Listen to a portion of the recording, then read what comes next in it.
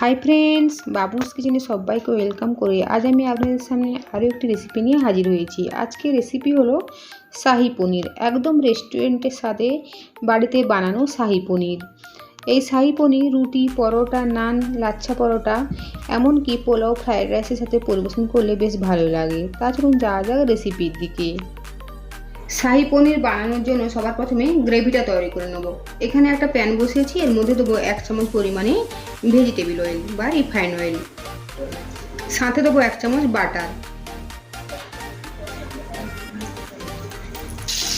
দেবো একটা তেজপাতা, একটা দারচিনি, 2টো এলাচ, 3টে লবঙ্গ, আর দেবো অল্প পরিমাণে গোটা জিরে। কয়েক সেকেন্ড সময় নিয়ে ফোড়নটাকে ভেজে নেব।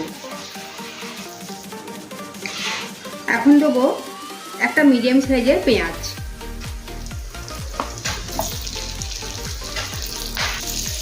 মিডিয়াম সাইজের 3টে টমেটো। শাহি পনিরের পারফেক্ট গ্রেভি বানানোর জন্য পেঁয়াজ আর টমেটোর রেশিও রাখতে হবে, একটা পেঁয়াজ হলে 3টে টমেটো।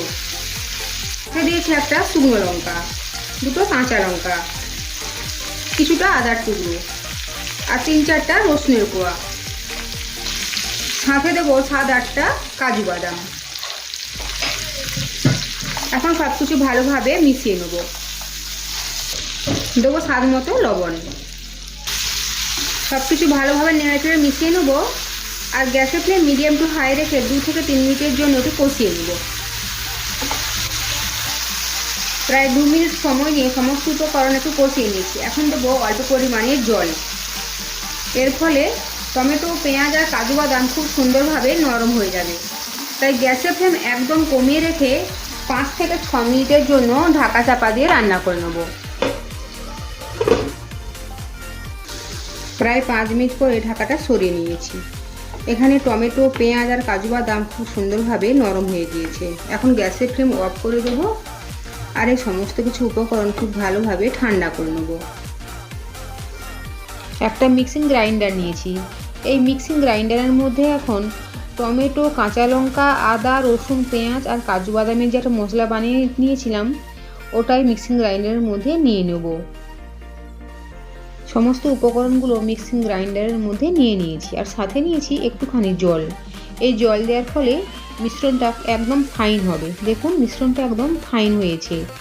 যদি আপনাদের মনে হয় যে মিশ্রণটা এর মধ্যে কোনো লাম্পস রয়েছে, তাই অবশ্যই রান্নাতে দেওয়ার আগে একটু ছাঁকনিতে করে ছেঁকে নিতে পারেন। যেহেতু এখানে ফাইন হয়েছে, তাই আমি এখানে আর আলাদা করে ছাঁকলাম। কড়াই গরম করে নিয়েছি, কড়াইয়ের মধ্যে দেবো 2 চামচ মতো সাদা তেল, দেবো 1 চামচ বাটার, ফোড়নে দেবো অল্প পরিমাণে গোটা জিরে, দেবো হলুদের গুঁড়ো আর কাশ্মীরি লাল লঙ্কার গুঁড়ো। 2 সেকেন্ড সময় নিয়ে একটু নেড়ে নেবো, আর সাথে সাথে দিয়ে দেবো আগে থেকে তৈরি করে রাখা গ্রেভি। সব কিছু মিশিয়ে নেবো। লঙ্কা গুঁড়ো, হলুদ গুঁড়ো দেওয়ার সাথে সাথেই গ্রেভিটা দিয়ে দিতে হবে, নইলে লঙ্কা গুঁড়ো বেশিক্ষণ ভাজার ফলে কালো হয়ে যেতে পারে। মিক্সিং গ্রাইন্ডারের মধ্যে অল্প পরিমাণ জল দিয়েছি, আর ওই জলটা এখন এই গ্রেভির সাথে দিয়ে দেব। আর এখন গ্রেভিটা খুব ভালোভাবে আবারও নেড়ে চেড়ে মিশিয়ে নেব। এই অবস্থায় গ্যাসের ফ্লেম একদম কমানো রয়েছে। এখন 5 মিনিটের জন্য ঢাকা চাপা দিয়ে গ্রেভিটাকে ফুটতে দেবো। 5 মিনিট পরে ঢাকাটা সরিয়ে নিয়েছি। দেখুন গ্রেভিটা ফুটে উঠেছে, সাথে সাথে তেলও ছেড়েছে বা তেলটা আলাদা হয়েছে।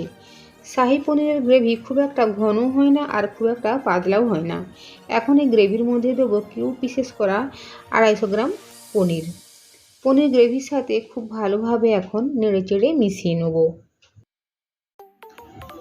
পনির গ্রেভির সাথে খুব ভালোভাবে মিশিয়ে নিয়েছি। এখন দেবো স্বাদ মতো লবণ, আর সাথে দেবো 1/2 চামচ মতো চিনি, আর সাথে দেবো রোস্টেড কসুরি মেথি।